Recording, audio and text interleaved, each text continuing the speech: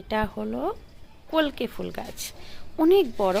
আমার এই 3তলা ছাদের উপরে হয়ে গেছে, মানে নিচ থেকে। এটা তো অনেক ঝুড়ি ভরে আমার ফুল আসে। যা ফুল আসে তাতে আমার পুজো দেওয়া হয়ে যায়, কিন্তু এখন তো সিজন নেই এই ফুলটার, এখন পরিমাণে কম। এই নিচেও একটা শিউলি গাছ আছে, সেটা আমাদের নিচে যারা ভাড়া থাকে দিদিরা তারা নেয়। আর নিচে আছে, ওটাকে কি ফুল, প্রজাপতি মতন পাতা, ওটা কি ফুল বলে আমার ঠিক মনে নেই নামটা এই মুহূর্তে। তো যখন মনে পড়বে ঠিক তোমাদেরকে বলে দেবো। এই আমার বাড়ির ফুল গাছ। নিচে গাছ আছে, সেগুলো আমি পাই না, সেগুলো দিদিরা নেয়, এই আর কি। এই একটা সাদা ফুল গাছ থেকে, যেহেতু দেখতে পাচ্ছ কিনা জানি না, ওই গাছটার থেকে একটু সাদা ফুল আনি, এই অবধি।